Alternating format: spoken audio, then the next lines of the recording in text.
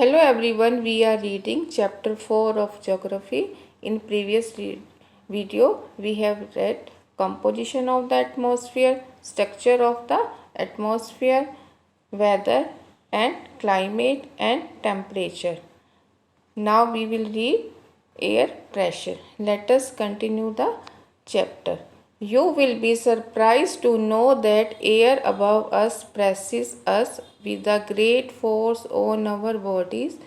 आपको जानकर ये हैरानी होगी कि जो हवा है हमारे के ऊपर एक प्रेस दबाव डालती है with a great force on our body, हमारे शरीर के ऊपर एक फोर्स के साथ दबाव डालती है. However we don't even feel it, लेकिन हमें इसको महसूस नहीं होता. This is because the air presses us from all direction, क्योंकि हवा हमें सारी डायरेक्शन से हमारे को दबाव डालती है, प्रेस करती है. And our body exerts a counter pressure, और हमारा शरीर उसके अपोजिट एक प्रेशर को कर देता है. Pressure exert opposite pressure exert करता है. Air pressure is defined as the pressure exerted by the weight of air on the earth surface. जो एयर प्रेशर को डिफाइन कैसे किया है कि ऐसा प्रेशर जो कि हवा के भार से जो कि अर्थ के सरफेस पर एक्सर्ट किया जाता है. As we go up the layer of the atmosphere, जब हम एटमॉस्फेयर की लेयर में ऊपर जाते हैं, द प्रेशर फॉल्स रैपिडली, और जो प्रेशर है वो तेजी से कम होता है. The air pressure is highest at sea level and decrease it with height. जो एयर प्रेशर है वो सी लेवल पर सबसे ज़्यादा होता है और हाइट के साथ कम होता है. Horizontally the distribution of air pressure is influenced by the temperature of air at a given place, और जो एयर प्रेशर का डिस्ट्रीब्यूशन है वो भी इफ़ेक्ट करता है जो कि हवा के टेम्परेचर से जो कि उस जगह पर है. In area where temperature is high the air gets heated rises, और जहाँ पर क्या है कि टेम्परेचर ज़्यादा है और हवा गर्म है एंड राइजेज ऊपर उठती है. This creates a low pressure area. यहाँ पर क्या है कि लो प्रेशर एरिया है. Low pressure is associated with cloudy sky and wet weather, और लो प्रेशर में क्या होता है कि बादल छाए हुए होते हैं और वेट वेदर होता है. In area having lower pressure the air is cold, और ऐसे एरिया जहाँ पर टेम्परेचर लोअर है और हवा ठंडी है, इट इज़ देयरफॉर हैवी, और heavy air sinks and creates a high pressure area.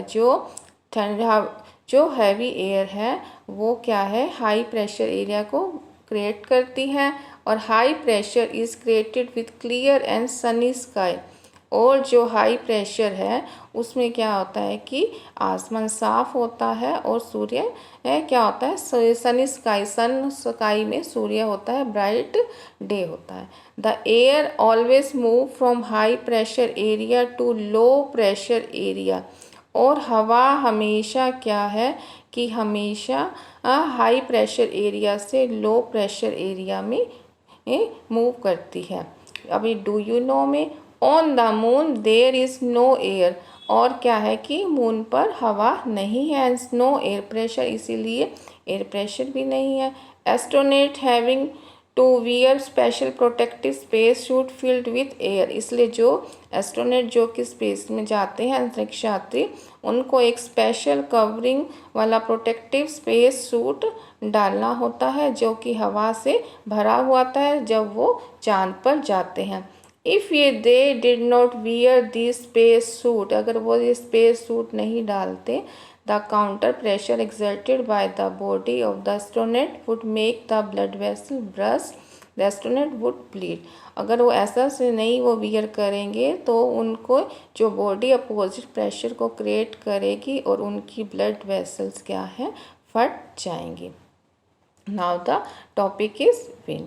The movement of air from high pressure area to low pressure area is called wind, जो movement है air की high pressure से low pressure area में, this is called wind. You can see wind at work at blow dry leaves from the pavement और uproot trees during the storm.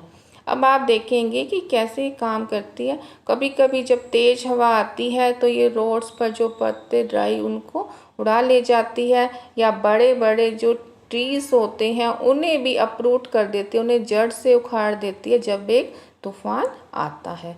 Sometimes when the wind blows, जब हवा चलती है gently, you can see it blowing away smoke और fine dust, और तुम धुएं को भी उड़ते हुए और फाइन डस्ट, और कई बार जब तेज आंधी आती है डस्ट को उड़ते हुए देख सकते हो।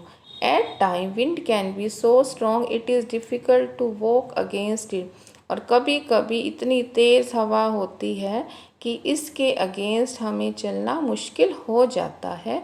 You must have experience it is not easy to hold an umbrella on a windy day, और तुमने भी ये महसूस किया होगा कि एक्सपीरियंस किया होगा कभी कभी जब तेज़ हवा चल रही होती है और हम अगर अम्ब्रेला को होल्ड नहीं कर सकते।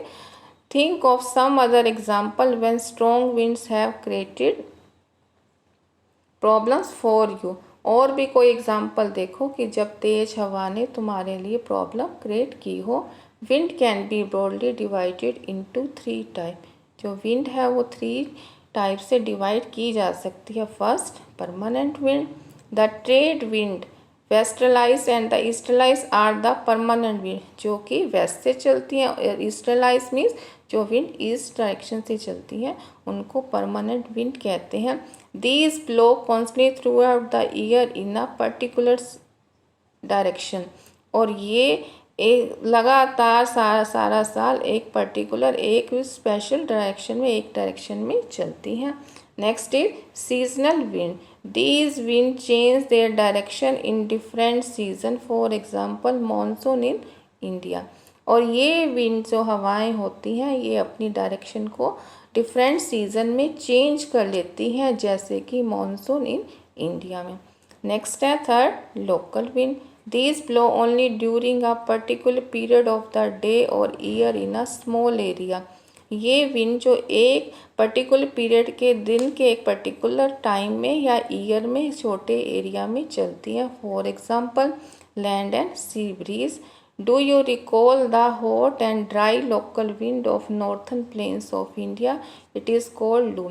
क्या तुम्हें हॉट और ड्राई विंड जैसे आजकल चल रही हैं कि हमारे जो नॉर्थन इंडिया में ये जो गर्म हवाएं चलती हैं इन्हें क्या कहते हैं, लू। नेक्स्ट टॉपिक के साइक्लोन के बारे में बताया गया है कि साइक्लोन जो कि नेचर्स का में है। फरीस ओडिशा के बारे में बताया कि यहाँ पर 18 अक्टूबर 1999 में एक साइक्लोन आया था, उसके क्या क्या इफ़ेक्ट हुए। Odisha, located on sea coast of India, in prone to cyclone originated in the Bay of Bengal on 17 October 1999, और इस दौरान यहाँ पर उड़ीसा में साइक्लोन आया, hit 5 district of the state, जिसने 5 डिस्ट्रिक्ट के वहाँ पर काफ़ी इफेक्ट हुआ। Another super cyclone occur on the 29 अक्टूबर 99, और दूसरा जो साइक्लोन आया वो 29 अक्टूबर 99 को, that devastated large portion of the state, और उसमें कि लार्ज पोर्शन को उसने इफेक्ट करा, नुकसान पहुंचाया। The damage cost were mainly due to 3 factor, किस वजह से 3 जो फैक्टर थे, इस वजह से नुकसान क्या था कि एक तो विंड वेलोसिटी, जो विंड की स्पीड थी वो काफ़ी तेज़ थी, rain and the tidal service, जो टाइडल वेव्स की वजह से। The wind of up to 26 kilometre per away lasted for 36 hour, 36 hours के लिए जो विंड की स्पीड थी वो इतनी फास्ट थी कि 260 kilometre per hour. This high velocity wind uprooted trees, damage the कच्चा हाउसेज, और उन्होंने जो विंड इतनी तेज़ थी कि उन्होंने ट्री, उसकी वजह से जो ट्रीज थे वो जड़ से उखड़ गए और कच्चा हाउस डैमेज हो गए। Roof top of several industry shed अंदर हाउस आल्सो ब्लोन अवे, और क्या हुआ कि जो रूफ थी, जो छतें थी, कावर इंडस्ट्रियल शेड्स थे और घरों की, वो क्या उड़ गए। Power supply and telecom lines snapped completely, जो बिजली सप्लाई मतलब और टेलीफोन सेवाएं बिल्कुल ख़त्म हो गई उन दौरान। कि heavy rain occur under the influence of the cyclone for 3 days continuously, और 3 दिनों तक लगातार बारिश आती रही। These rains led to flooding in the major rivers of the Odisha, इस वजह से जो ओडिशा की जो मेन रिवर्स है वहाँ पर फ्लड आ गई।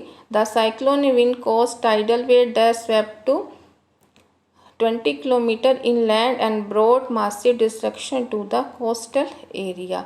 अब जो साइक्लोनिक विंड ने इसकी वजह से टाइडल वेव्स आई और 7 और इस वजह से कोस्टल एरिया में काफ़ी नुकसान हुआ।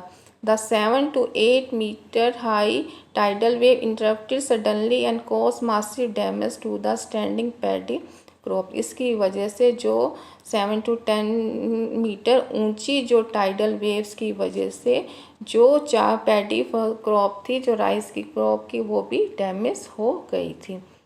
The cyclone originated as a depression in the gulf of Thailand near east और पोर्ट ब्लेयर, और कहाँ से इसका ऑरिजिनेट था?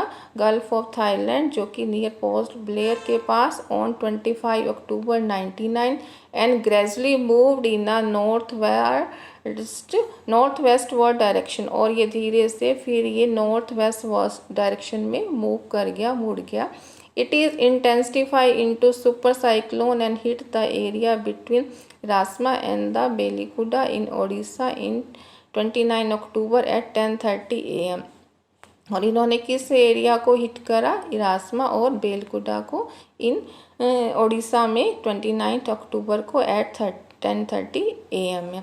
The super cyclone swept the entire coast of Odisha, including the city of Bhubaneswar and Cuttack and 28 coastal towns। इस super cyclone ने ओडिशा के जो भुवनेश्वर और कटक और दूसरे जो कोस्टल टाउन थे, जो समुद्र के पास के टाउन थे, about 13 million people were affected. इससे 13 मिलियन लोग इससे प्रभावित हुए। A large number of livestock were killed, standing crops of paddy, vegetable and fruit और heavily damaged। और इससे क्या कि काफ़ी नुकसान हुआ, और जो पैडी की क्रॉप्स थी और फसलें, जो सब्जियां, फ्रूट और हैवीली इससे डैमेज हो गई due to sanitization caused by the tidal surge. Last act of the agriculture land have turn infertile, और सैलिनाइजेशन से, क्योंकि अब उसकी वजह से जो एग्रीकल्चर लैंड थी वो इनफर्टाइल हो गई। और large tracts of the sal teak and bamboo plantation have disappeared, और इसकी वजह से साल टीक और बम्बू के जो प्लांटेशन थे वो ख़त्म हो गए। The mangrove forest between Paradip and Konark vanish, और जो मैंग्रोव फॉरेस्ट थे पारादीप और कोणार्क में वो भी समाप्त हो गए। Next the topic is moisture. When water evaporates from land and different water bodies, it becomes water vapor। जब पानी इवेपोरेट होता है लैंड से और डिफरेंट वाटर बॉडी से, इससे वाटर वेपर बन जाते हैं।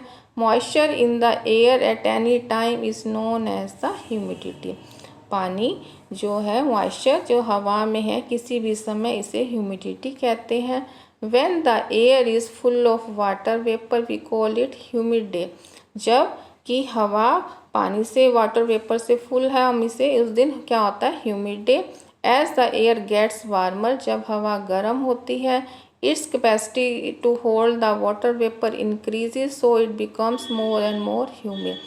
और जब हवा गर्म होती है और इसके वाटर वेपर को लेने की जो कैपेसिटी होती है वो बढ़ जाती है, इसलिए ये ज़्यादा से ज़्यादा ह्यूमिड होती है। On a humid day clothes take longer to dry and sweat from our body does not evaporate easily making us feel very uncomfortable.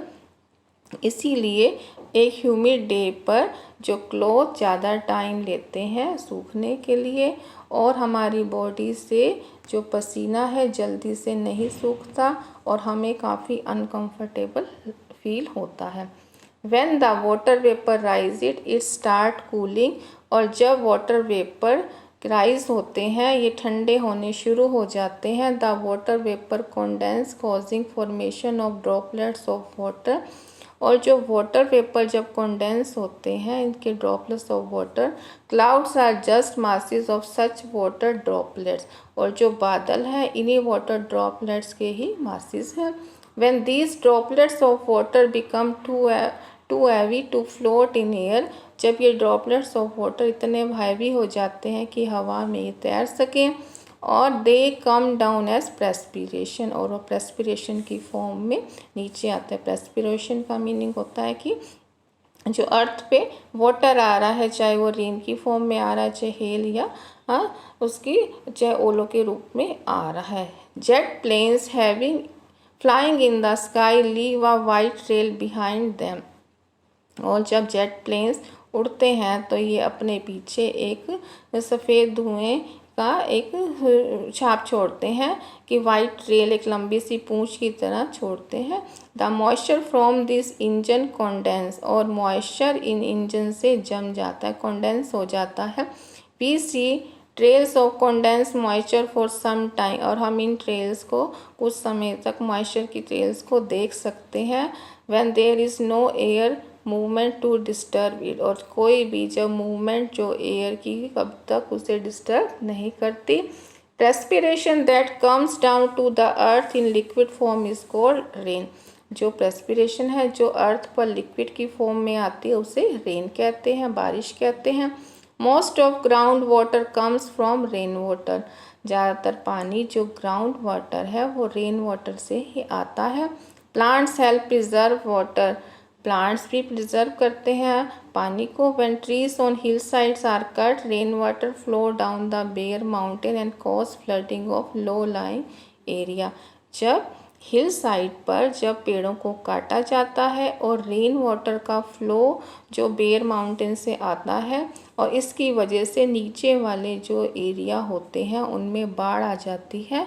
On the basis of mechanism there are 3 type of rainfall, और rainfall क्या है, 3 तरह की होती है, conventional rainfall और orographic rainfall and cyclonic rainfall. अब यहाँ पर डायग्राम भी बना हुआ है कि साइक्लोनिक रेनफॉल जब कोल्ड एयर और जो वार्म एयर आपस में मीट करती हैं तो यहाँ पर साइक्लोनिक रेनफॉल होती है।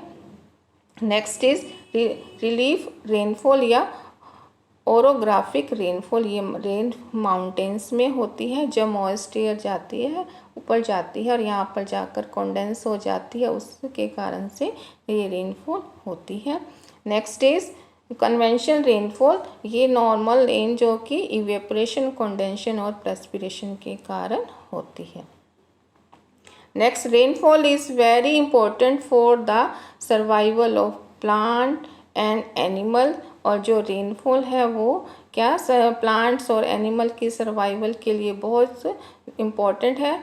और it brings fresh water to the earth surface, ये अर्थ पर फ्रेश वाटर लाती है। If rainfall is less water scarcity and drought occur, यदि पानी रेनफॉल कम होगी, बारिश कम होगी तो पानी कम होगा और इससे क्या है, ड्राउट आएगा, और सूखा पड़ेगा। On the other hand it is more flood take place, और इस अगर ये ज़्यादा होगी तो बारिश आएगी।